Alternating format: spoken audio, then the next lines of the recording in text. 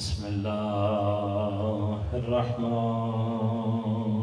الرحيم الحمد لله رب العالمين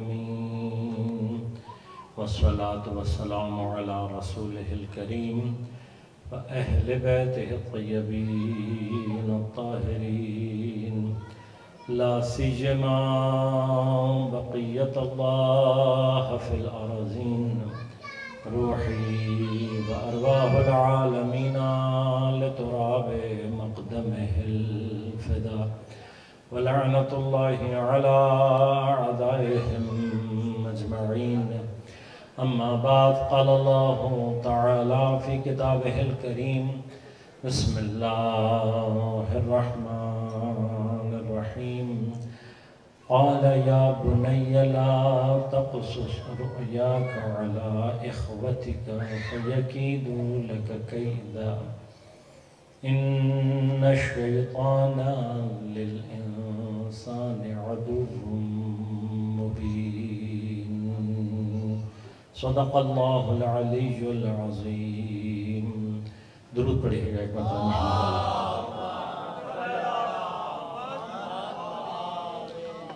مومنین کرام، سامعین محترم، عزیزان گرام قدر، جیسا کہ آپ مستحضر ہیں، یہ واقعاً ایک بڑا عمدہ ایک سلسلہ ہے. خدا ان تمام عزیزان الحرمین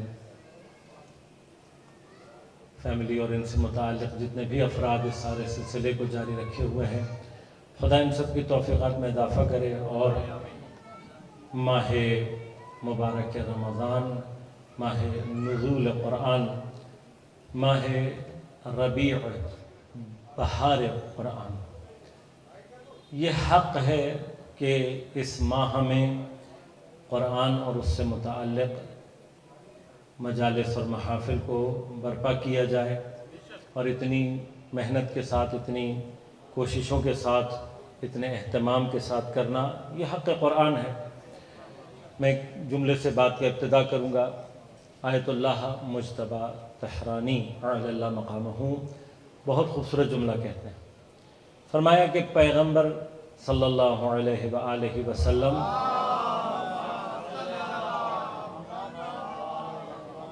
اس دنیا سے پردہ فرماتے ہوئے یہ چاہتے وقت یہ فرما گئے کہ انی تارک فیکم الثقلین کتاب اللہ و عطرتی اہل البیت.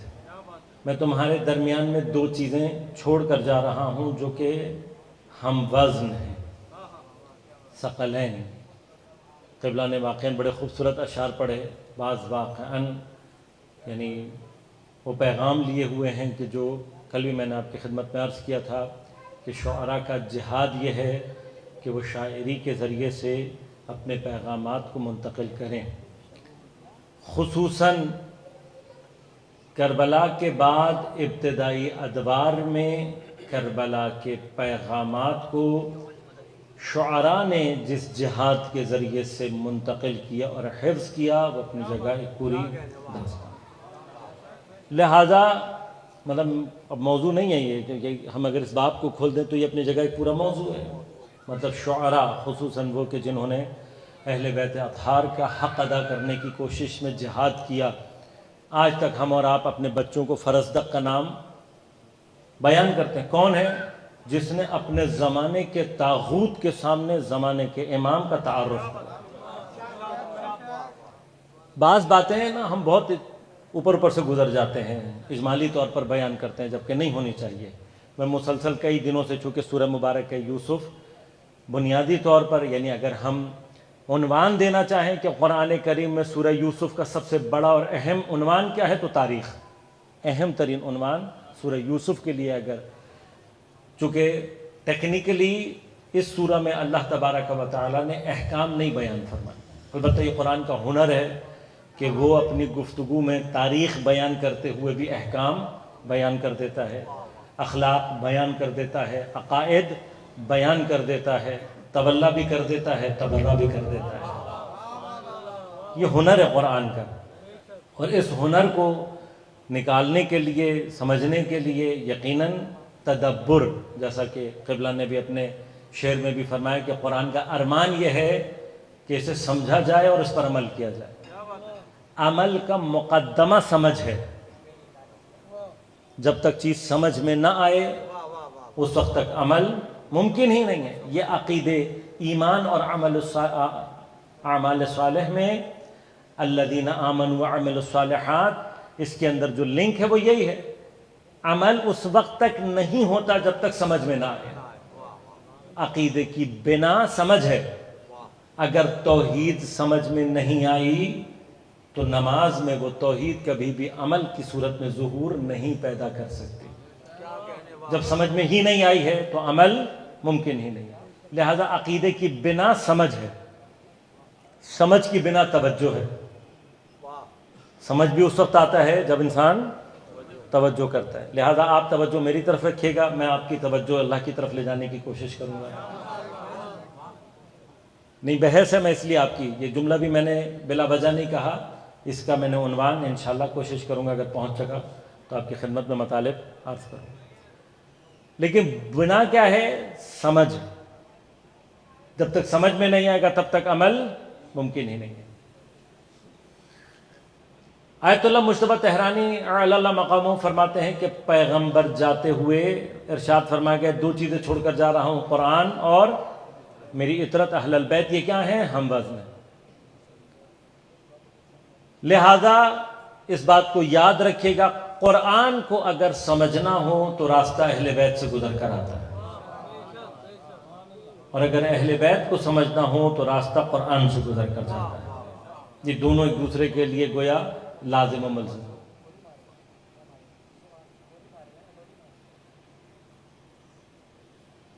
فرمایا کہ قرآن اور اہل بیت یہ کیا ہیں؟ ہم وزن ہیں۔ کہ یہ وزن ایسا ہے کہ ان دونوں کا رابطہ، پھر پیغمبر نے اپنی حدیث میں فرمایا کہ لن یفترقا حتی یرد علی الحوض، یہ ایک دوسرے سے کبھی بھی جدا نہیں ہوں گے جب تک کہ حوض کوثر پر میرے پاس نہ پہنچ جائے۔ لہذا قرآن اور اطرت میں جدائی کبھی بھی نہیں ہو سکتی۔ کہ اب اطرت کا جو فرد ہے وہ ہمارے درمیان حضوراً موجود نہیں ہے، پردہ غیبت میں ہماری دسترس سے باہر ہے، کہ لیکن قرآن تو ہمارے پاس موجود ہے یا نہیں۔ فرمایا کہ اب اگر میں یہ چاہتا ہوں یہ دیکھنا کہ حضرت اگر ظہور کریں، ایک اور جمعہ حضرت کے ظہور کے بغیر گزر گیا۔ جمعے کی شام عام طور پر مومنین کے لیے افسردہ ہوتی ہے، کبھی اس کو احساس کو اپنے اندر آپ کوشش کریں گے تو اور زیادہ شدید ہو جاتا ہے۔ عام طور پر یہ بھی بحث توجہ سے ہی تعلق رکھتی ہے۔ اگر کسی بھی جمعے کی شام آپ ذرا سا بھی اپنے آپ کی طرف متوجہ ہوں، دنیا سے اپنی توجہ کو ہٹائیں، تو مومنین کے لیے جمعے کی شام ایک افسردگی لیے ہوئے ہوتی ہے۔ کبھی کبھار ہمیں احساس زیادہ شدت سے ہوتا ہے، کبھی نہیں ہوتا، لیکن جب ہوتا ہے تو انسان سوچتا بھی ہے کہ آج میں افسردہ سا کیوں ہوں۔ یہ کیفیت آتی ہے، کیوں؟ اس لیے کہ آج کی شام ہمارا امام افسردہ ہوتا ہے۔ قطب عالم امکان، امام زمان، جمعے کا دن سب سے زیادہ شدید الوقوع ہے حضرت کے ظہور کے اعتبار سے۔ لہٰذا ہر جمعے امام نظر رکھتے ہیں اذن الہی کی جانب کہ شاید آج امام کو، اب یہ جو کیفیت ہے، بعض لوگ بعض مومنین تھوڑا سا کنفیوز بھی ہو جاتے ہیں کہ کیا امام کو علم نہیں ہے؟ نہیں، علم ایک الگ بحث ہے۔ کچھ چیزیں ہیں جن کو اللہ نے ہمارے اور آپ کے اوپر متوقف کیا ہوا ہے، ہمارے اور آپ کے عمل پر چھوڑا ہوا ہے۔ لہذا زمانے کا امام ہمیں اور آپ کو دیکھ رہا ہوتا ہے کہ شاید اس جمعے میرے شیعہ وہ کر لیں کہ مجھے اذن ظہور عطا ہو، اور پورا جمعہ اسی کیفیت میں گزار کے جب شام ڈھلتی ہے تو فرزند زہرا پر افسردگی کی کیفیت طاری ہوتی ہے۔ امام افسردہ ہو جائے، کائنات افسردہ ہو جاتی ہے۔ اس افسردگی کی کیفیت کو مومن پھر نہ چاہتے ہوئے بھی شام ہے جمعہ درک کرتا ہے، محسوس کرتا ہے۔ کہ لیکن امام کی غیبت میں اگر یہ دیکھنا چاہتے ہیں کہ امام کے ظہور کے بعد میرا امام سے رابطہ کیسا ہوگا، یہ دیکھو کہ تمہارا قرآن کے ساتھ رابطہ کیسا ہے۔ آقا کے اس جملے پر میں نے تھوڑا سا غور کر کے میں نے کہا دیکھوں واقعاً چونکہ ثقل ہے، ہم وزن ہیں، ان کی تمام کیفیات ایک جیسی ہیں، لہٰذا واقعاً جب میں نے آقا کے اس جملے پر غور کیا 100% مجھے چیزیں ایسے جیسا ہمارا سلوک قرآن کے ساتھ ہے ویسے ہی سلوک ہمارا اہل بیت اطہار کے ساتھ ہے۔ لہٰذا ہم نے قرآن کو اتنا مقدس بنا کر غلافوں میں لپیٹ کر اتنا اونچا رکھ دیا ہے کہ اب ہمارے ہاتھوں سے باہر نکل گیا۔ اتنا مقدس بنا دیا ہم نے قرآن کو کہ ہماری عملی زندگی میں قرآن، یہی کام ہم نے اہل بیت اطہار سے کیا جو ہمیں کفر و ضلالت اور اس سے نکالنے کے لیے آئے ہیں، ہمارا ہاتھ پکڑ کر ہمیں صراط مستقیم پر چلانے آئے ہیں، جن کی سیرت کو ہم نے اپنی زندگی میں پیدل کرنا، پیادہ کرنا، اتارنا ہے۔ ہم نے کیا کیا؟ ہم نے اہل بیت اطہار کو اتنا مقدس بنا دیا کہ وہ ہمارے لیے قابل عمل نہیں رہے۔ عمل کی دنیا میں اہل بیت نہ قرآن ہے نہ اہل بیت اطہار۔ اب اس تقدس سے قرآن اپنے بہار کے مہینے میں آتا ہے ہمارے ہاتھوں میں، ایک مہینہ ہمارا قرآن سے ارتباط بڑھ جاتا ہے۔ جیسے قرآن کی بہار رمضان المبارک کا مہینہ ہے، اہل بیت اطہار کے ذکر کی بہار محرم اور صفر ہے، لہٰذا ہم اس میں اہل بیت کا ذکر زیادہ کرتے ہیں، اس میں قرآن زیادہ پڑھتے ہیں، لیکن دونوں کے ساتھ رویہ ایک ہے۔ اس مہینے میں بھی ہم کثرت سے قرآن پڑھتے ہیں لیکن سمجھنے کی کوشش نہیں کرتے، عمل کی دنیا میں کچھ نہیں لیتے۔ اسی طرح سے محرم و سفر میں ائمہ کا ذکر تو بہت کرتے ہیں لیکن عمل کی دنیا میں اہل بیت اطہار سے کچھ نہیں۔ لہذا ہم نے کربلا کو بیان تو بہت کیا ہے، سمجھنے کی کوشش کبھی نہیں کی۔ کربلا عملی طور پر ہماری زندگیوں میں موجود نہیں، عمل کی دنیا میں نہیں۔ پھر قرآن کس لیے ہے؟ جب کوئی فوت ہو جاتا ہے، دنیا سے چلا جاتا ہے، تو اس کو بخشوانے کے لیے ہم قرآن پڑھ دیتے ہیں، جہاں قرآن پڑھتے ہیں وہیں پر مجلس بھی کرا دیتے ہیں۔ پھر قرآن ہمیں کب چاہیے؟ جب گھر میں کوئی بیمار ہو جائے تو جہاں ہم اس کو قرآن کی ہوا لگاتے ہیں وہیں پر ہم اس کو اہل بیت اطہار کی طرف سے بھی کچھ نہ کچھ تھوڑی سی ہم نے خاک شفا چٹا دی۔ پھر ہمیں قرآن کب یاد آتا ہے؟ کہ جب ہم نے اپنے مسافر کو قرآن کے نیچے سے نکالنا ہو تو جہاں قرآن سے نیچے سے نکالا وہیں ایک امام ضامن بھی باندھ دیا۔ ہم نے قرآن اور اہل بیت کو جدا نہیں کیا، لیکن جو سلوک قرآن کے ساتھ کر رہے ہیں وہی اہل بیت کے ساتھ کر رہے ہیں۔ آخری مرحلے میں قرآن کب یاد آتا ہے؟ جب بیٹی کی شادی ہو تو جہیز میں جہاں اس کو قرآن دے دیا وہیں پر ایک نہج البلاغہ بھی دے دی، نہ اس نے قرآن پڑھنا نہ نہج البلاغہ۔ تو ہم نے قرآن اور اہل بیت کو جدا نہیں کیا ہے، لیکن جو سلوک ہمارا قرآن سے ہے وہی سلوک اہل بیت اطہار سے۔ اب میں کیا کروں کہ میرا امام کے ساتھ رابطہ عصر ظہور میں شدید ہو، عصر غیبت میں اپنا رابطہ قرآن کے ساتھ مضبوط بنا رہو۔ جتنا قرآن کے ساتھ رابطہ مضبوط ہوگا اتنا خود بخود جب امام ظہور کریں گے رابطہ ہمارا، کیا کروں؟ صرف ماہ مبارک کے رمضان میں نہیں، پورے سال ترکیب ہے، آسان ترین ترکیب ہے۔ کل میں نے عرض کیا تھا قرآن کیا کہتا ہے؟ فَقْرَؤْا مَا تَيَسَّرَ مِنَ الْقُرْآنِ، جتنا آسانی کے ساتھ پڑھ سکتے ہو۔ یہ آسانی کے ساتھ کیسے پڑھنا ہے؟ افلا یتدبرون القرآن، قرآن میں تدبر اور تفکر کیوں نہیں کرتے؟ تو آسان ترین رابطہ برقرار رکھنے کا طریقہ کیا ہے کہ آپ طے کریں، مثلا میں نے ایک صفحہ پڑھنا ہے، اب ایک صفحے کو ایک سے زیادہ نہ جائیں، ایک صفحے کو دن میں ایک ہی مرتبہ پڑھیں۔ فرض کریں کہ اگر آپ موجودہ قرآن جو میرے ہاتھ میں ہے اگر یہ بھی پڑھنا چاہیں، اس کے کل صفحوں کی تعداد کتنی ہے؟ اندازاً 600 کے قریب صفحے ہوتے ہیں تقریباً ہر قرآن میں، اس میں 732 ہیں، 600 یا 700 کتنے بنتے ہیں؟ 2 سال، 2 سال سے زیادہ تو نہیں۔ اب آپ اگر روزانہ ایک صفحہ پڑھیں اور 5 نمازوں کے بعد ایک ہی صفحہ پڑھیں، ایک صفحہ مشکل نہیں ہے، دوسری دفعہ پڑھنا آسان، تیسری دفعہ اس سے بھی آسان، ہر دفعہ آسان ہوتا چلا جاتا ہے۔ ایک صفحہ آپ نے 5 مرتبہ پڑھا اور کوئی 2 ٹائم رکھ لیں اس کا ترجمہ پڑھنے، ایک صفحے کا ترجمہ پڑھنے میں کتنی دیر لگتی ہے؟ یقیناً اور بھی کم ہوتا ہے۔ 2 مرتبہ آپ نے ترجمہ پڑھا، 5 مرتبہ آپ نے صفحے کی تلاوت کی، رات کو سوتے وقت صرف یہ دیکھ لیں کہ اس صفحے پر اللہ نے مجھ سے کہا کیا ہے، کوئی ایک بات، کوئی ایک چیز، اس کے اوپر تھوڑی سی دیر سوچیں کہ یہ اللہ نے کہا ہے، اس سے مراد کیا ہو سکتی ہے، تھوڑی سی دیر کا تدبر۔ اگر آپ نے 2 سال لگ کر یہ کام کیا، بلا تعطیل کر لیا، 2 سال کے بعد آپ 5 ختم قرآن کر چکے ہوں گے، 2 مرتبہ کامل ترجمہ پڑھ چکے ہوں گے، اور پھر اس کے آثار و برکات اپنی زندگی میں خود ہی ملاحظہ کر لیجیے گا۔ قرآن جو چیز سب سے زیادہ چاہتا ہے وہ کیا ہے؟ تدبر۔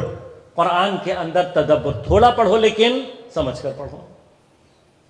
کل میں نے آپ کی خدمت میں عرض کیا کہ اب سورہ مبارکہ یوسف، عرض کیا آپ سے، سورہ مبارکہ یوسف کا سب سے اہم ترین عنوان تاریخ۔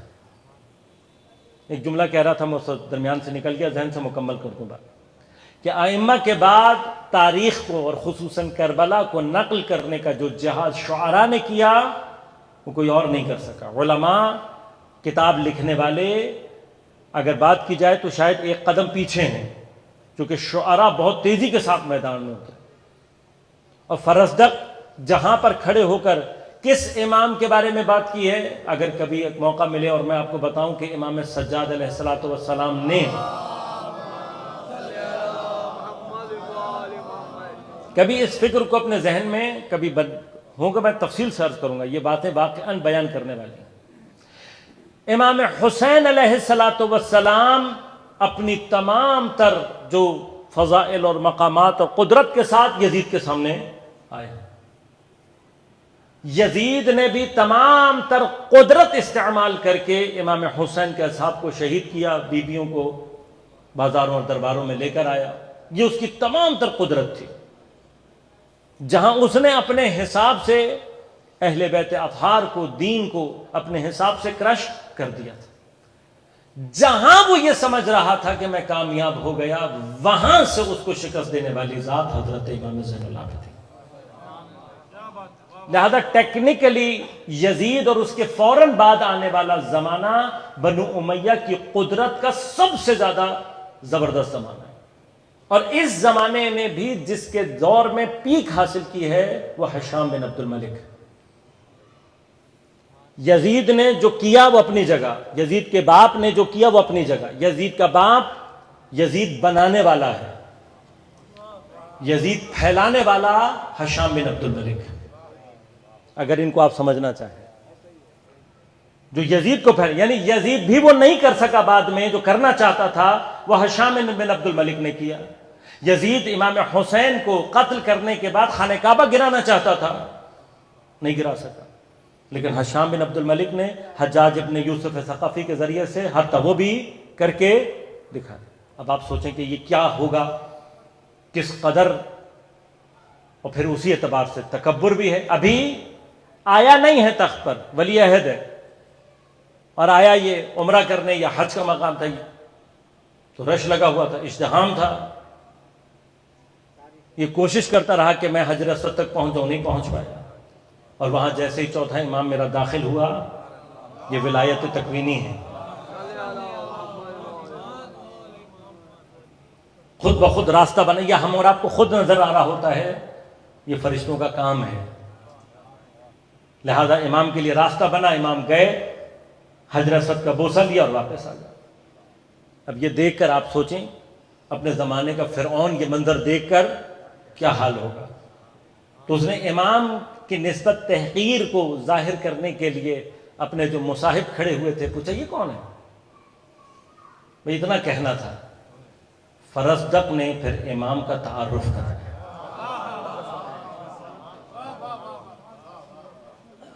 موقع محل نہیں ہے، ورنہ تو فرزدق کا قصیدہ واقعاً بیان کرنے والی تھی، میں صرف مفہوم فرزدق نے جو کہا اس کا مفہوم کہہ دیتا ہوں صرف، کہ تیرے جاننے نہ جاننے سے کیا فرق پڑتا ہے، مفہوم کیا اس کا، تیرے جاننے نہ جاننے سے کیا فرق پڑتا ہے، جسے کعبہ پہچانتا ہو، جسے منی پہچانتی ہو، جسے حجر اسود پہچانتا ہو، تیری کیا اوقات ہے جو تو کہہ رہا ہے یہ کون ہے؟ یہ پوچھ تجھے کعبہ بتائے گا یہ کون ہے، منا بتائے گی تجھے کون ہے۔ اس کو کون نہیں جانتا؟ جو نہیں جانتا وہ اپنے لیے خود پیدا کر رہے کہ میں کون ہوں۔ اس جہاد کا نتیجہ تھا کہ اس کی زندگی خطرے میں پڑی، جیلوں میں ڈالا گیا، وہ اپنی جگہ ایک بحث ہے۔ لہذا تاریخ، اب موضوع اور عنوان قرآن نے سورہ یوسف کو قرار دیا۔ اگر اصل عنوان اٹھایا جائے تاریخ، لیکن تاریخ کو بیان کرتے ہوئے بھی خدا عقیدہ بھی بیان کر رہا ہے، اخلاق بھی بیان کر رہا ہے، احکام بھی بیان کر رہا ہے۔ لہذا اب خود اس سورہ کے ابتدا میں اہم ترین جو موضوع ہے وہ خواب ہے۔ ابتدائی موضوع خواب، ہماری اور آپ کی زندگی کا کامن ایکسپیرینس۔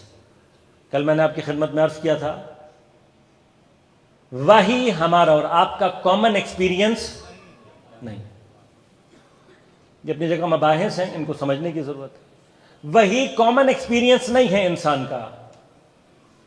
اگر ٹیکنیکلی بات کی جائے تو غیر معصوم کے لیے تو ہے ہی نہیں، ہم کبھی بھی ایکسپیرینس کر ہی نہیں سکتے، ہمیں نہیں پتا وہی کیا ہوتا۔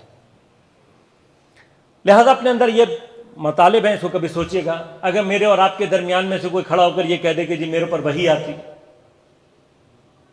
تو میں اور آپ کیسے انکار کریں گے؟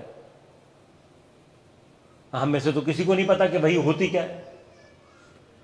جب ہمیں اور آپ کو پتا ہی نہیں ہے تو سوال یہ پیدا ہوتا ہے کہ کسی کے انکار کے ساتھ ساتھ کسی کا اقرار کیسے کرتے ہیں؟ اتفاقاً انکار کے لیے دلیل نہیں چاہیے ہوتی، اقرار کے لیے دلیل چاہیے ہوتی۔ ایسا ہی ہے نا، انکار کے لیے دلیل، اقرار کے لیے چاہیے ہوتی۔ ایک چیز اگر نہ ہو، نہ ہونے کا تو کوئی دلیل نہیں ہے، نہیں ہے تو نہیں ہے۔ درود پڑھیے گا ایک مرتبہ۔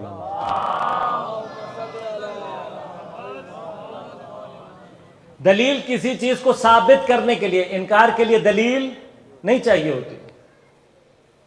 اب ہم میں سے کسی کے اوپر وحی نہیں آتی، انکار کرنا تو آسان ہے، اقرار مشکل ہے۔ لیکن اگر کوئی آ کر یہ کہہ دے کہ میرے اوپر وحی آتی ہے، میں نے عرض کیا انکار کرنا آسان ہے۔ لہٰذا اللہ تبارک و تعالی اگر کوئی کسی بھی جگہ پر یہ کہتا ہے لست مرسلا، آپ بھیجے ہوئے نہیں ہیں، اللہ تعالیٰ بھئی جو شخص کافر ہے اور وہ کفر کر رہا ہے، وہ کہہ رہا ہے کہ نہیں بھیجا اللہ تعالیٰ نے، تو اللہ تعالیٰ اس بات پر ناراض نہیں ہو رہا۔ کیوں نہیں ناراض ہو رہا؟ اس لیے کہ یہاں اتنا تو کافر کو حق ہے نا، وہ کہے کہ پروردگار جب مجھے پتہ ہی نہیں ہے کہ وحی ہوتی کیا ہے، آپ کافر کو چھوڑیں اپنے لیے سوال کریں۔ جب ہم میں اور آپ میں سے کسی کو پتہ ہی نہیں ہے کہ وحی ہوتی کیا ہے، اور ایک شخص آ کر یہ کہے کہ میں اللہ سے باتیں کرتا ہوں، میرے پاس فرشتے آتے ہیں، میرے اوپر وحی آتی ہے، تو مجھے اور آپ کو کیسے پتہ لگے گا کہ یہ سچ بول رہا ہے یا نہیں؟ اب میں نے پہلے دن اس کی طرف اشارہ کیا تھا، اگر آپ کو یاد ہو، کہ صادقین کون ہوتے ہیں۔ پر صدق کا ایک ایسا مرحلہ درکار ہے کہ جہاں پر اس کو جھٹلایا نہ جا سکے۔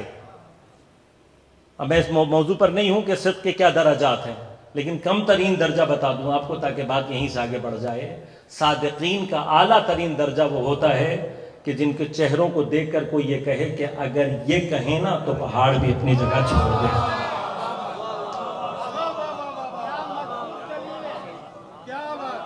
لہذا پیغمبر نے پیغام پہنچانے سے پہلے صداقت کو ثابت کیا ہے، پھر پیغام پہنچایا ہے، تاکہ صداقت میں کسی کو میری، اب اس کے بعد کوئی جھٹلاتا ہے تو یہ اس کا مرحلہ ہے۔ لیکن میں نے عرض کیا کہ جو یہ کامن ایکسپیرینس نہیں ہے، وہی ہمارے اور آپ کا، اب کوئی اگر کہے گا کہ میرے اوپر وحی آتی ہے تو میرے اور آپ کے لیے مشکل کیا ہے کہ ہمیں تو نہیں پتا کہ کیسے آتی ہے۔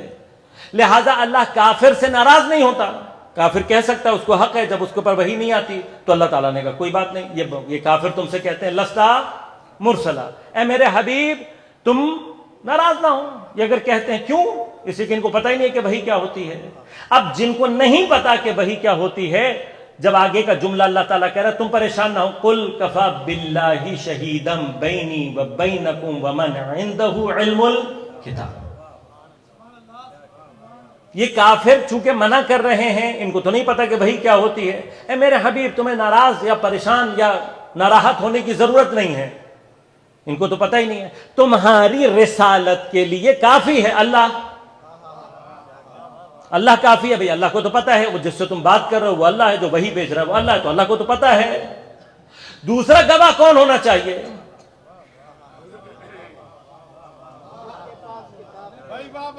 مجھے ابھی کتاب تو اللہ تعالیٰ کہہ رہا ہے، یہ تو اللہ نے بات کی ہے. میں اپنی ایک بات کہنا چاہ رہا ہوں ابھی کہ دوسرا شاہد کون ہونا چاہیے؟ کیا وہ شاہد وہ ہونا چاہیے جس کو نہ پتا ہو کہ وحی کیا ہوتی ہے؟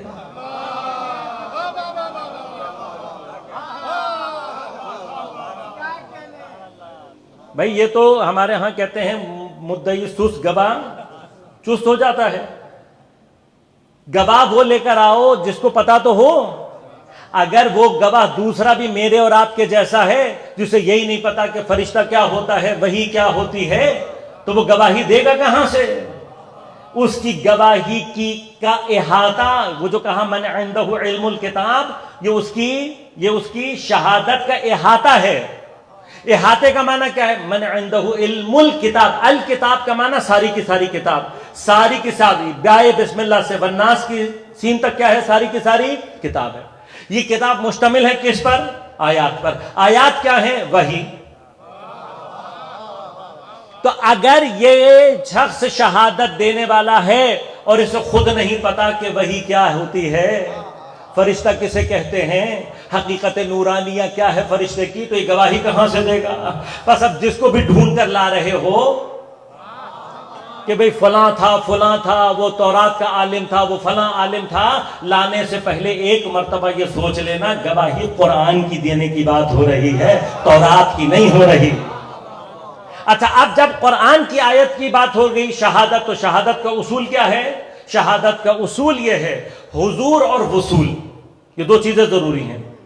حاضر بھی ہونا چاہیے اور واقعے سے وصل بھی ہونا چاہیے. اگر آپ کسی جگہ پر تھے لیکن واقعے سے آپ کا کوئی تعلق نہیں تھا تو آپ سے شہادت کبھی بھی نہیں لی جائے گی. شہادت اس وقت قبول کی جائے گی جب آپ اس واقعے میں ملوث ہوں، یعنی اس سے تعلق رکھتے ہوں، وصل کے مرحلے پر ہوں.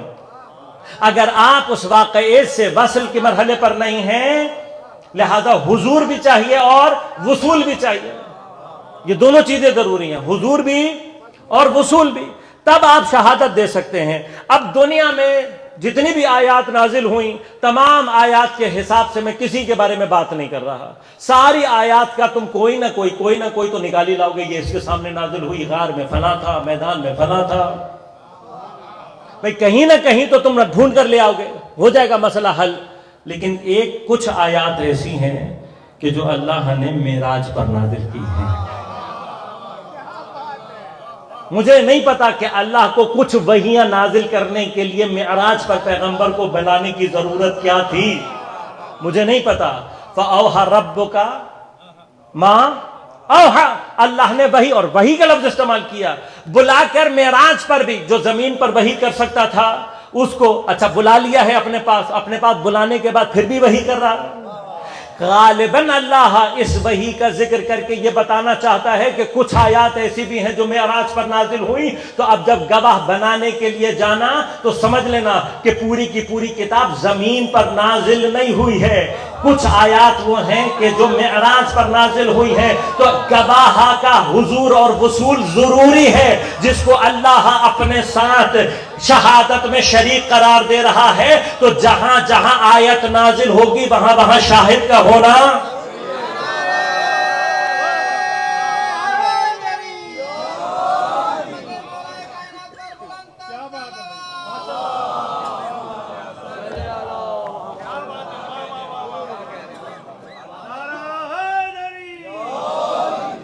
لہذا اب مرحلہ کیا ہے؟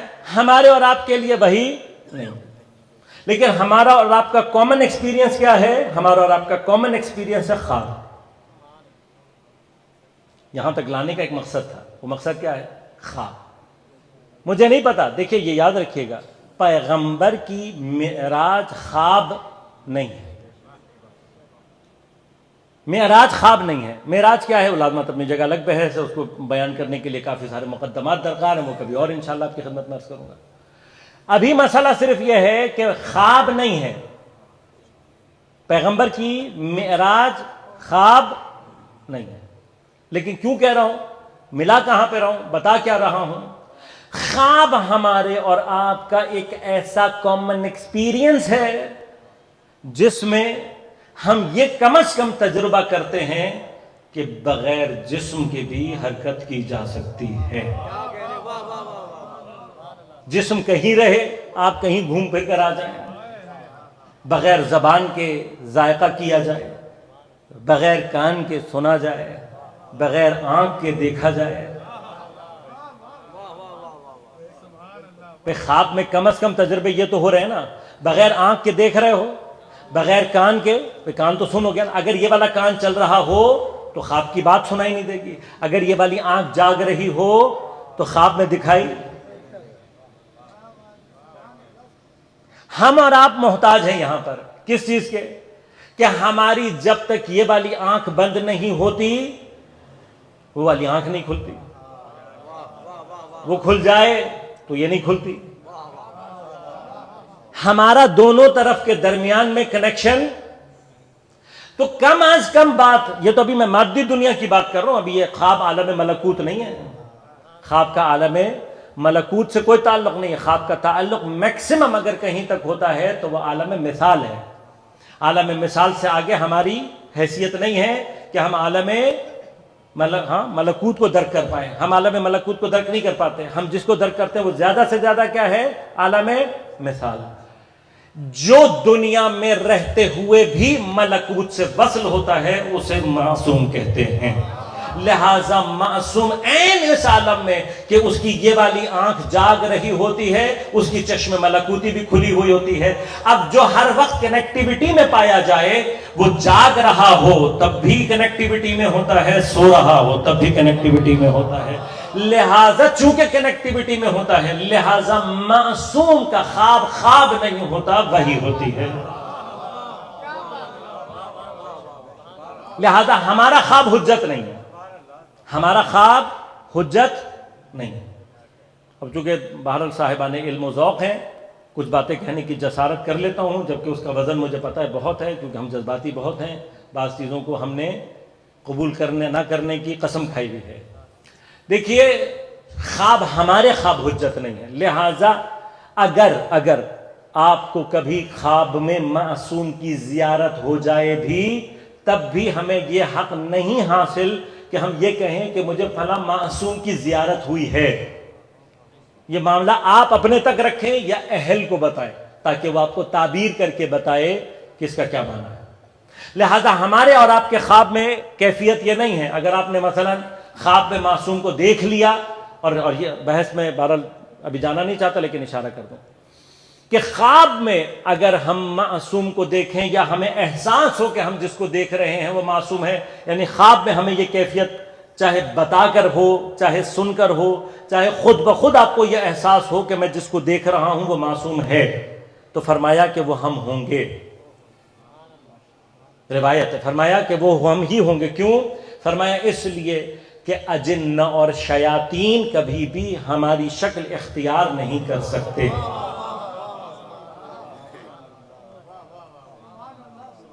اب مجھے نہیں پتا کہ معصوم یہاں پر کیا کہے گئے ہیں. بھئی اس کا مطلب یہ ہے کہ شیطان ہو سکتا ہے کہ میری شکل اختیار کر لے. اب ہو سکتا ہے یا نہیں ہو سکتا، میں اس کی تفصیل کبھی اور بیان کروں گا، لیکن امکان ہے. میری جیسی شکل بنا سکتا ہو، تجسیم کر لے، میری شکل میں آ جائے، کسی اور کی شکل میں آ جائے، یہ سب ممکن ہے. اگر نہیں آ سکتا شیطان تو معصوم کی شکل میں نہیں آ سکتا. نہ معصوم کی شکل میں آ سکتا ہے، نہ ہی معصوم کو کبھی بھی، کیونکہ کل میں نے عرض کر دیا، یہ تو اس نے خود کہہ دیا پہلے دن، میں سب کو بہکا سکتا ہوں الا عبادک منہم المخلصین. لہذا شیطان کی کہیں پر بھی معصوم سے کوئی بھی اس طرح کی کیفیت نہیں ہوتی کہ جہاں پر وہ غالب ہو جائے یا غلبہ پیدا کر لے. اب جتنا بھی انشاءاللہ کبھی موضوع رہے گا تو تفصیل سے جتنا بھی سحر و جادو ہے، جو کچھ بھی ہے، اس کا جو اصل منبع ہے وہ شیطان ہے، اصل منبع اس کا شیطان. تو جب شیطان نبی اور معصوم کے اندر نفوذ پیدا نہیں کر سکتا، اصل نہیں کر سکتا، تو پھر یہ کیسے ہو سکتا ہے کہ کوئی جادو اور کوئی سحر، اور وہ بھی نبی اکرم کے اوپر اپنا اثر انداز؟ نبی پہ نہیں ہو سکتا کبھی بھی. سحر و جادو معصوم پر اثر انداز نہیں ہو سکتا، کبھی بھی نہیں ہو سکتا، ناممکن ہے. ہمارا اور آپ کا خواب، اب خواب میں جو چیز ہم ایکسپیرینس کر رہے ہیں وہ کیا ہے؟ یاد رکھیے گا، پہلی اور اہم ترین چیز جس کو ایکسپیرینس کیا جاتا ہے وہ اپنی روح کی تجرد کا ادنا ترین مقام ہے، کہ ہم اپنی باڈی سے ہٹ کر بھی کچھ ہیں. اور اگر ہم اپنے خواب پر غور کریں تو یہ کیفیت انسان کے اندر سمجھنا اور زیادہ آسان ہو جاتی ہے کہ اس کا مطلب میری حقیقت میرا بدن نہیں ہے، بدن کے ماورا روح کی شکل میں میری اصل حقیقت موجود ہے. ہمارے اور آپ کے خواب حجت نہیں ہوتے، لیکن چونکہ نبی کا خواب خواب نہیں ہوتا، وہی ہوتا ہے، لہذا نبی جو بھی دیکھتا ہے وہ کیا ہوتا ہے؟ حجت. اب ہمارا خواب اگر سچا ہو، اگر ہمارا ہر خواب سچا نہیں ہوتا، بہت سارے خواب کی کیفیت صرف ہمارے برین کی ریفلیکشنز ہوتی ہیں، اس سے زیادہ اس کی کوئی حیثیت نہیں ہوتی. ہمارے اکثر خواب ایسے ہی ہوتے ہیں. لیکن اگر انسان، اب غور کیجئے گا، تربیت اسلامی کی رعایت کرے، آداب اسلامی کی رعایت کرے، تو پیغمبر کی اتباع کا نتیجہ یہ نکلتا ہے کہ حتی خواب کی وہ دنیا جو کہ ہمارے اور آپ کے اختیار میں نہیں ہے، انسان وہاں پر بھی اختیار پیدا کر سکتا ہے اور اپنے خواب سے بھی فائدہ اٹھا سکتا ہے. اب جتنے بھی یہ آداب بیان ہوئے کہ خالی پیٹ سو، ہلکا کھانا کھا کر سو، دعائیں پڑھ کر سو، باوضو سو، طہارت کے عالم میں سو، سیدھی کروٹ سو، یہ ساری کی ساری جو تاکیدات کی گئی ہیں، ان سب کا مقصد کیا ہے؟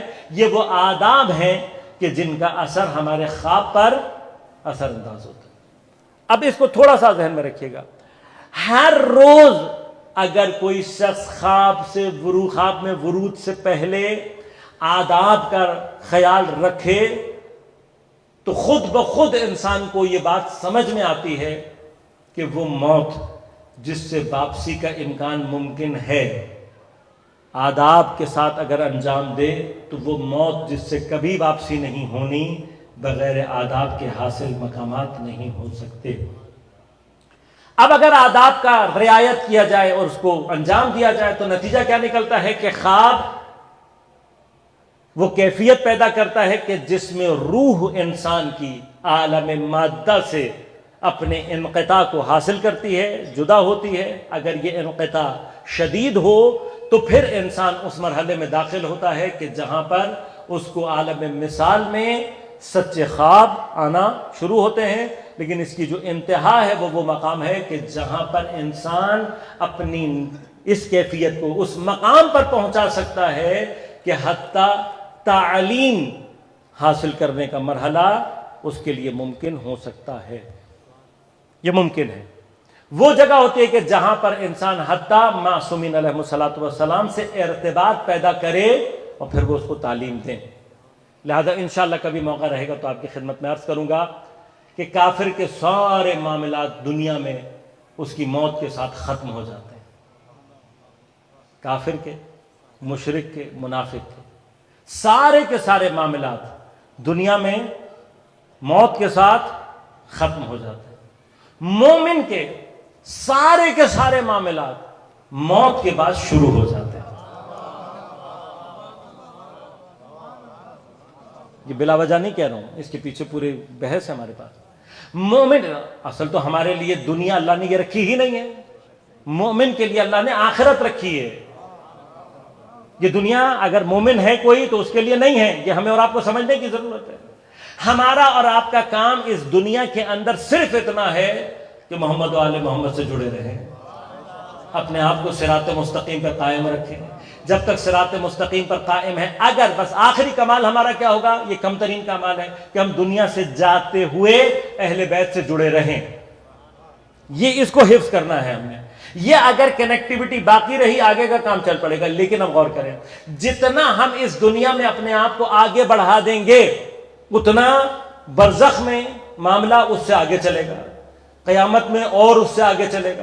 لہٰذا ہمارے پاس حکایات علماء اور عرفا کی موجود ہیں, اور یہ بہت ساری روایات سے بھی ثابت ہے کہ حتیٰ بعض صحابہ ایسے تھے کہ پیغمبر صبح ان سے پوچھتے تھے کہ تم نے کل رات سیکھا کیا ہے عالم خواب میں. اسی طرح سے عالم برزخ میں ایک پوری کیفیت ہے علماء کی کہ جہاں پر ان کے دروس یہاں ختم نہیں ہوتے, یہاں درس بند ہوتا ہے, برزخ کی کلاسیں آٹومیٹیکلی شروع ہو جاتی. وہاں پورا کیوں, اب آپ کہیں گے وہاں پہ درس کی, ہم تو سمجھے تھے کہ دنیا میں ہوگی.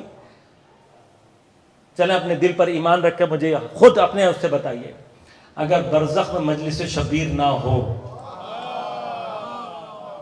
یہ خطابی جملے نہیں کہہ رہا ہوں, یہ اپنی روح سے سوال کریں, اگر جنت میں تذکرہ حسنین نہ ہو, اگر ان کی باتیں نہ ہوں تو جنت اچھی لگے گی؟ یہ ایسے ہی نہیں ہے, یہ تو سلسلہ عرفانی سارا یہ. لہذا اس دنیا میں آپ جتنا ان چیزوں کے ساتھ اپنے آپ کو وصل رکھیں گے, برزخ میں اس کی کیفیت خود بخود ظہور کرنے لگتی ہے, خود بخود ظہور کرتی ہے. لہذا عالم برزخ کے اندر بھی مؤمنین کے لیے یہ ساری کی ساری کیفیات موجود ہیں. یہاں جو سنتے ہیں برزخ میں وہ دکھائی دے رہا ہوگا, اور جس چیز کو ہم برزخ میں بھی درک نہیں کر سکیں گے وہ مقامات اللہ قیامت کے دن ظہور دے گا. لہذا یاد رکھیے گا کہ دنیا صرف اور صرف ایک ابتدائی مرحلہ ہے مومن کے لیے, اس کے بعد کے جتنے بھی مقامات ہیں وہ سارے کے سارے برزخ میں آئیں گے, برزخ کے بعد قیامت میں آئیں گے. اصلاً قیامت کو اتنا بڑا رکھنے کا مقصد ہی یہ ہے کہ بہت سارے مقامات و فضائل اہل بیت اطہار ایسے ہیں کہ جو دنیا میں ظہور پذیر ہو ہی نہیں سکتے, ان سب کا ظہور قیامت کے دن ہونا ہے.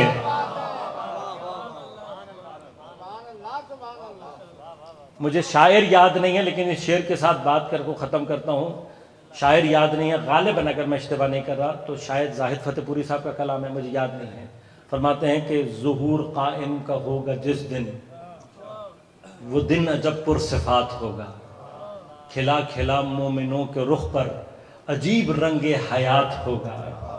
ہمیں قیامت سے مت ڈراؤ, ہم ان کا دیدار چاہتے ہیں. قیامت آئے گی دوسروں پر, ہمارا یوم حساب ہوگا.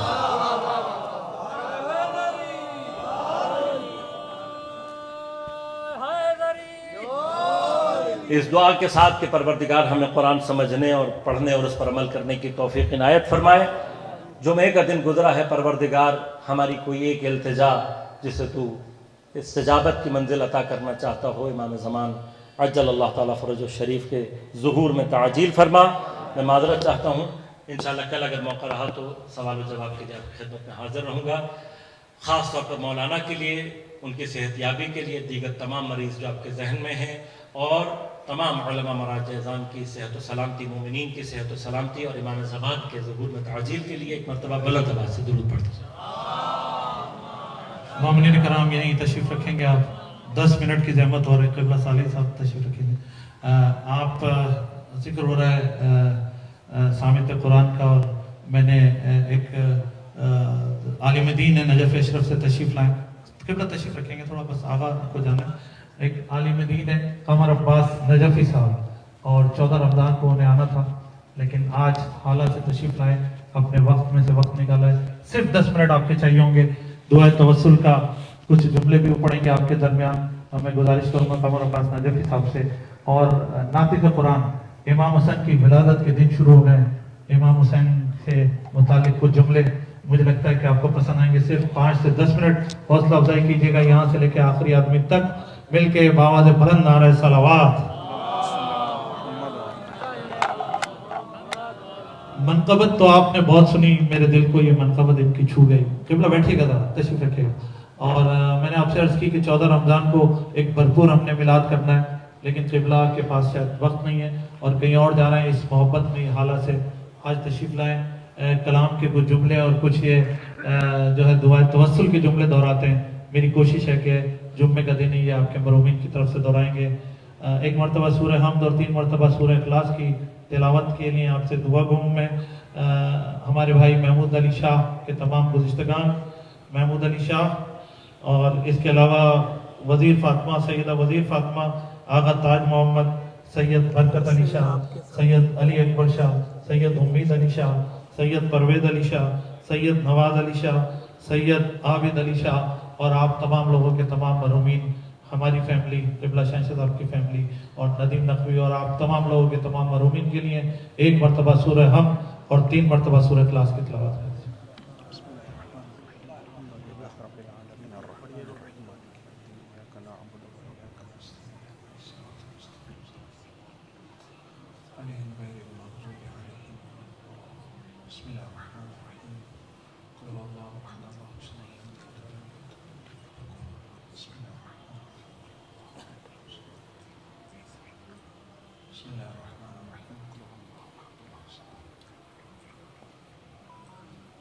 اللهم صل على محمد وعلى محمد اللهم اغفر للمؤمنين والمؤمنات والمسلمين والمسلمات الأحياء منهم والأموات اللهم بيننا وبينهم بالخيرات إنك مجيب الدعوات إنك على كل شيء قدير برحمتك يا أرحم الراحمين۔ اپنے اپنے گناہوں کی مغفرت کے لیے اور نیک شرعی حوائج کی برابری کے لیے جو مریض ہیں ان کی صحتیابی کے لیے بالخصوص قبلہ سید شہنشاہ حسین نقوی کی صحتیابی کے لیے اور جتنے بھی مومن مومنات پریشان ہیں ان کی پریشانی کی دوری کے لیے خصوصاً آقا و مولا امام زمانہ کے ظہور میں تعجیل کے لیے ایک دفعہ مل جل کے بلند آواز سے صلوات پڑھیں محمد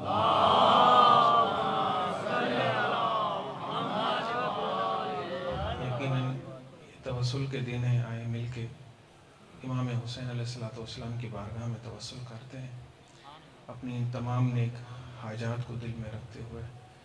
بسم اللہ الرحمن الرحیم۔ یا ابا عبداللہ یا حسین ابن علی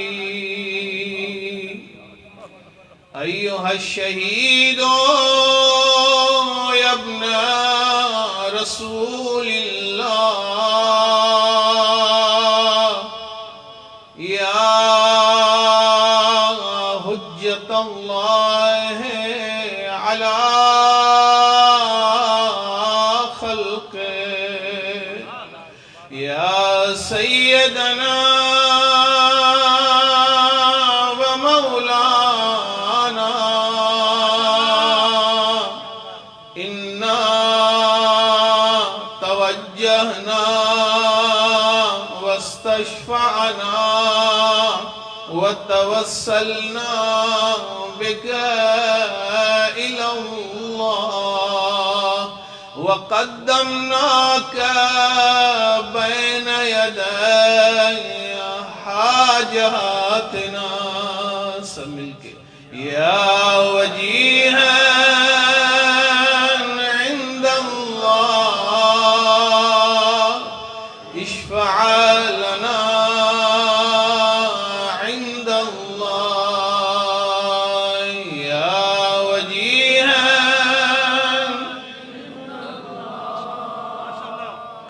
اشفع لنا عند اللہ۔ ہزاروں لوگ اسی غم میں جل رہے ہیں حسین، ہزاروں لوگ اسی غم میں جل رہے ہیں حسین، بڑے بڑے تیرے ٹکڑوں پہ پل رہے ہیں،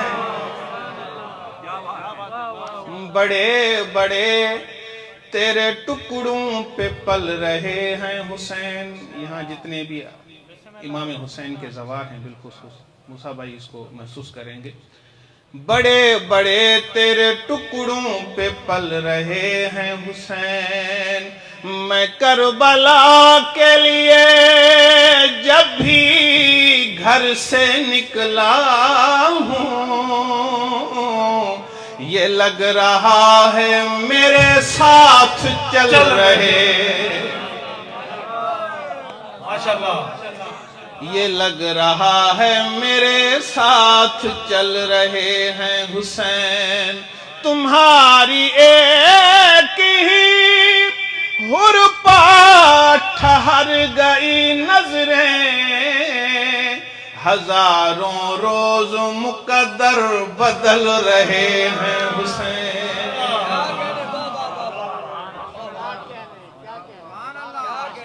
میں انتہائی ممنون و مشکور ہوں موسیٰ بھائی کا جس نے مجھے اس نورانی اور روحانی محفل میں یاد کیا۔ خدا ان کی توفیقات خیر میں اضافہ فرمائے۔ میں نعت کے چند اشعار سے ابتدا کرتا ہوں۔ کچھ اس طرح سے میرا دل لگا مدینے میں، کچھ اس طرح سے میرا دل لگا مدینے میں، میں آ رہا تھا مگر رک گیا مدینے میں، اور دعائیں مجھ کو رسول خدا سے ملنے لگی، میں پڑھ رہا تھا حدیث قصہ مدینے میں پڑھ رہا تھا حدیث قصہ مدینے میں، اور دعا کرو کہ ظہور امام ہو جائے، دعا کرو کہ ظہور امام ہو جائے، اٹھے گا جلد علم تازیہ مدینے میں، اور حسین چلتے ہیں نقش قدم کی ماٹی میں، یہ ایک شاعر کا عقیدہ ہے۔ حسین چلتے ہیں نقش قدم کی ماٹی میں، حبیب چنتے ہیں خاک شفا مدینے، حبیب چنتے ہیں خاک شفا مدینے میں، اور علی کے نام پہ پابندی جب لگائی گئی، بلال ایک بھی دن نہ رہا مدینے میں، بلال ایک بھی دن نہ رہا مدینے میں، بر محمد و آل محمد صلوات۔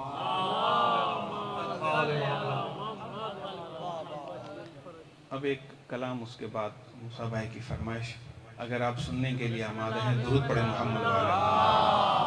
صلی اللہ محمد و آل محمد۔ یقین کریں یہ محفل واقعاً اس پیغمبر کی حدیث کی ترجمانی ہے کہ پیغمبر نے فرمایا کہ میں آپ کے درمیان دو گراں قدر چیزیں چھوڑ کے جا رہا ہوں، ایک قرآن اور دوسری اہل بیت۔ ذکر قرآن کے ساتھ ذکر آل محمد بھی ہو رہا ہے۔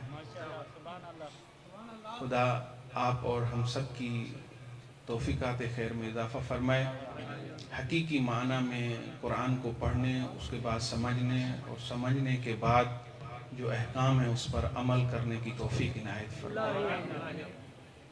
ایک کلام جو مجھے زیادہ پسند ہے میں آپ لوگوں کی نظر کر رہا ہوں۔ شہید ہو کے شہادت کی ترجمانی کی، شہید ہو کے شہادت کی ترجمانی کی، سروں نے کٹ کے بھی نیزوں پہ حکمرانی کی،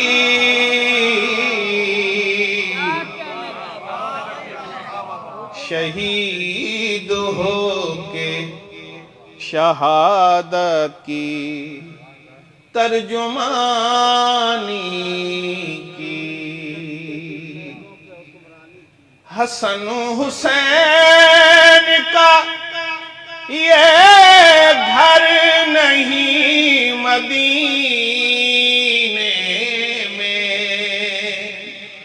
زمین پہ خلد ہے مخلوق آسمانی کی، شہید ہو کے شہادت کی ترجمانی کی، جہاں پہ چلتا تھا یوسف کے حسن کا سکہ، جہاں پہ چلتا تھا یوسف کے حسن کا سکہ، وہاں بھی دھوم ہے اکبر تیری جوانی کی، شہید ہو کے شہادت کی ترجمانی کی، اور لگا لے آنکھوں سے رومال فاطمہ اے حر، لگا لے آنکھوں سے، لگا لے آنکھوں سے رومال فاطمہ اے حر، بڑے بڑوں کو تمنا تھی اس نشانی کی، شہید ہو کے شہادت کی ترجمانی کی۔ اور جس شعر کے لیے آپ لوگوں کو زحمت دی ہے، پوری توجہ چاہتا ہوں شعر میں۔ جنا میں چھوڑ کے کوثر کو آ گئی زہرا،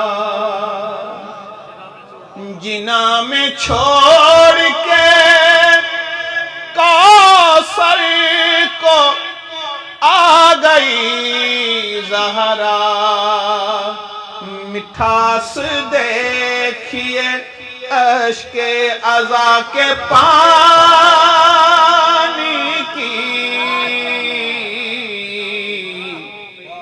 شہید ہو کے شہادت کی ترجمانی کی، بچا کے لے گئی جو آخری رسول کا دین، وہ پہلی جنگ تھی اصغر کی زندگانی کی،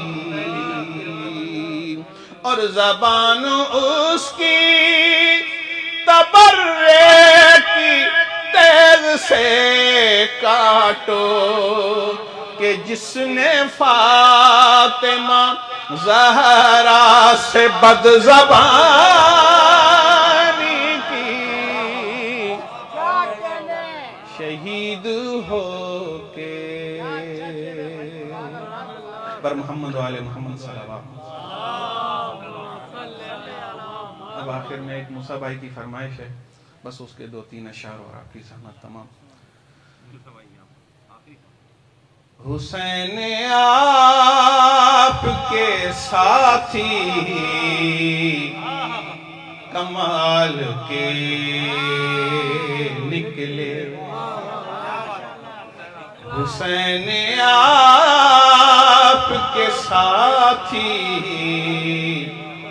कमाल के निकले, वफा की राह में सब एक ख्याल के निकले, कमाल के निकले, वफा की राह में सब एक ख्याल के निकले, कमाल के निकले। उसी जमीन की कीमत लगा रहे हैं हुसैन,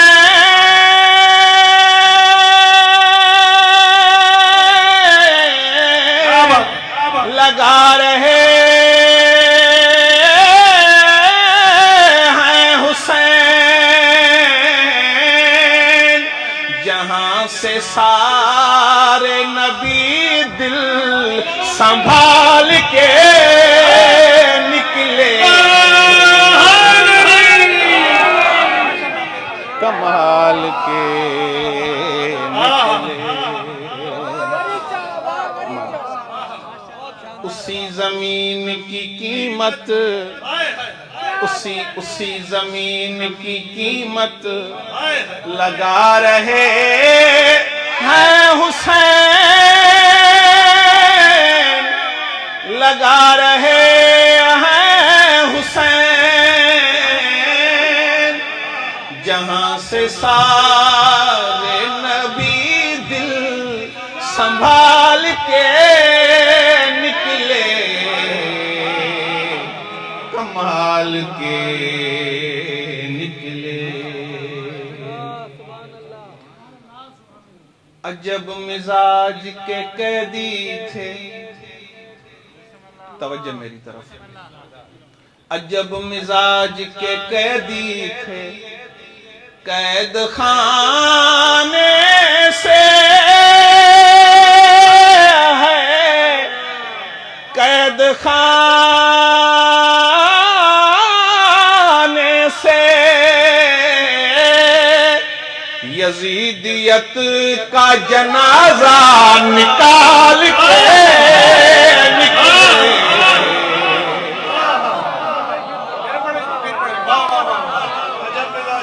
अजब मिजाज के कैदी थे, कैद खाने से है, कैद खाने से यजीदियत का जनाजा निकाल के निकले, कमाल के निकले। करबला में इमाम हुसैन के बच्चों के साथ जो इमाम के साथ रहवार थे वो भी प्यासे थे। नहर अलकमा पे मौला के साथ, मौला अब्बास के साथ मौला का रहवार, मौला ने कहा कि आप पानी पी लें, पानी को मुंह तक नहीं लगा। हम अपने मुहावरे में जो चीज़ पसंद नहीं होती हम कहते हैं कि हम इसको मुंह ही नहीं लगाते। शायर ने शेर बयान किया, पूरी तवज्जो चाहता हूं। जब रहवार ने पानी को मुंह नहीं लगे, अपनी जबान में यकीनन मौला से कहा होगा, मौला कैसे पीऊं, खैमे में हुसैन के बच्चे कैसे। मौला फुरात को देख के कहते हैं, फुरात देख ली औकात अपने पानी की है, अपने पानी की, हमारे घोड़े तलक मुंह न डाल के निकले, کمال کے نکلے، پلٹ کے سارے جہاں کو بتا گیا سورج، بتا گیا سورج، ہے کس میں دم جو تیری بات ٹال کے نکلے، کمال کے نکلے، چھری کے نیچے بھی پروردگار سے اختر، چھری کے نیچے بھی پروردگار سے اختر، تعلقات محمد کے لال کے نکلے، کمال کے نکلے، عجب مزاج کے قیدی تھے، عجب مزاج کے قیدی تھے، قید خانے سے ہے، قید خانے سے یزیدیت کا جنازہ نکال کے نکلے، بیٹی کا احتجاج مبارک ہو فاطمہ، ظالم سے ملک شام بھی زینب نے لے لیا، دربار میں حسین کے بدلے کے ساتھ ساتھ محسن کا انتقام بھی زینب، عجب مزاج کے قیدی تھے، قید خانے سے ہے، قید خانے سے یزیدیت کا جنازہ نکال کے نکلے، کمال کے اسی زمین کی قیمت، امام کو پتہ ہے یہ سرزمین وہ ہے جہاں میرے بچے قتل ہوں گے، مجھے قتل کیا جائے گا، مقتل کو خریدا ہے، یہ صرف آپ اور ہمیں درس دینے کے لیے کہ قبضے والی زمین پہ علم نہیں لگا،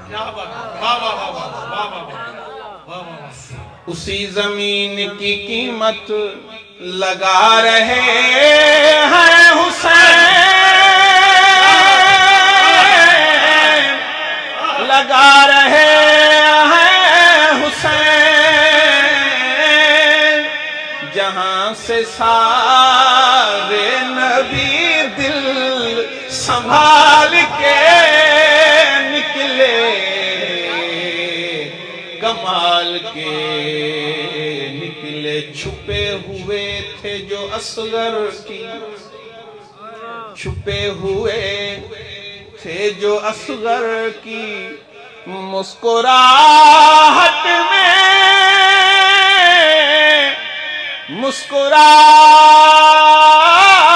مسکراہٹ میں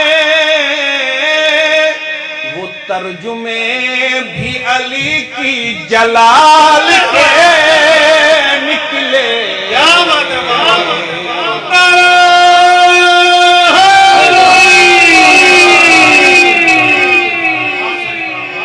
آئیں سب مل کے مولا کی بارگاہ میں سراسا پیش کرتے ہیں، یا امام زمان، یا امام زمان، یا امام زمان، یا سارے مل کے پڑھیں، مولا آپ کی نسلوں میں مداح اہل بیت پیدا ہو، یا امام زمان، یا امام زمان، یا امام زمان، یا امام زمان، علمہ علمہ علمہ علمہ العما علما یا امام زمان یا امام زمان یا امام لکھتے لکھتے عریضہ تھکی انگلیاں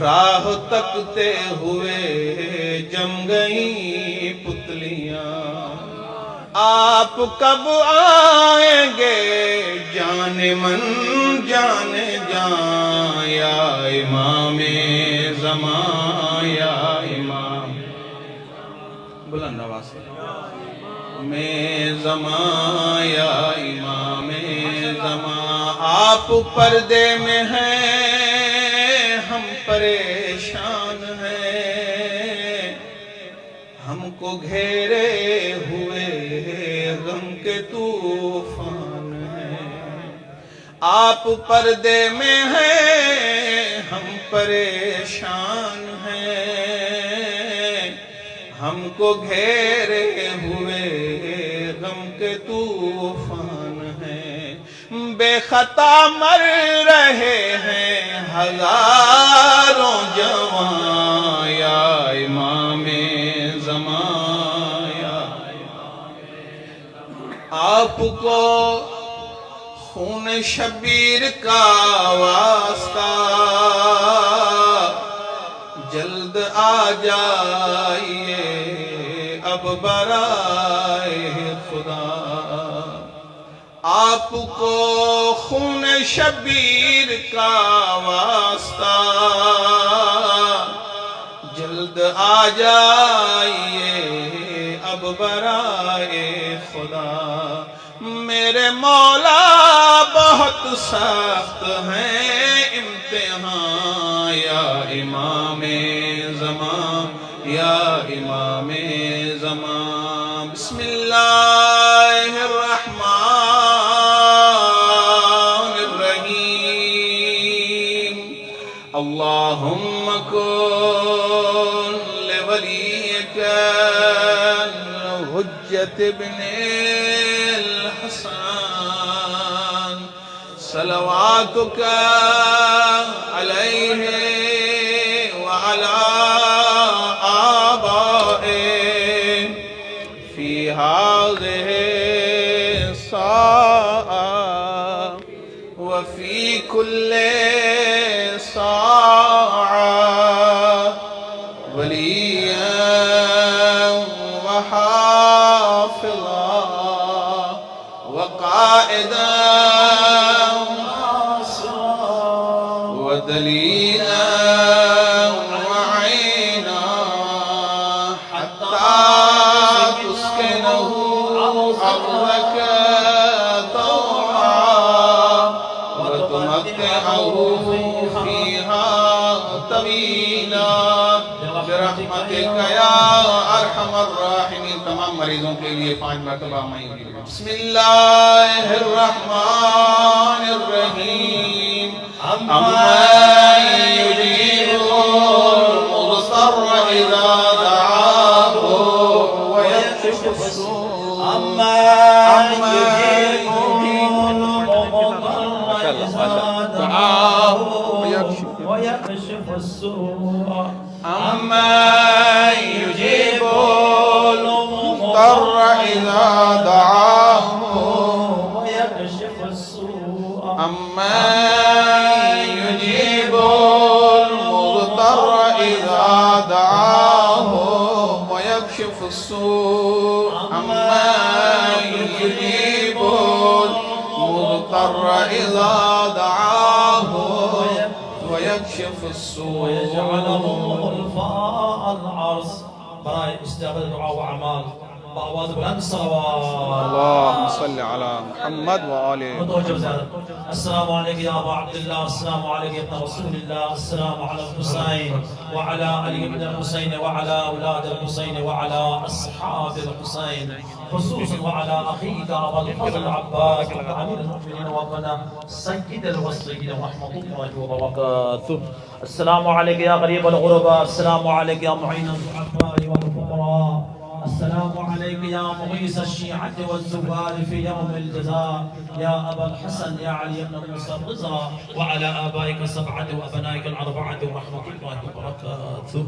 السلام عليك يا صاحب العصر والزمان، الأمان الأمان من فتن الزمان وشرور الزمان ومن نزول البلاء ومن فتن المنافقين والشياطين. السلام عليك يا إمام الإنس والجان، السلام عليك يا شريك القرآن، السلام عليك يا قامع الكفر والطغيان، السلام عليك يا دافع الظلم والعدوان، السلام عليك يا مظهر الإيمان. سيدي عجل الله تعالى فرجك وسهل الله مخرجك وظهورك واجعلنا من أنصارك وأعوانك ورحمة الله وبركاته.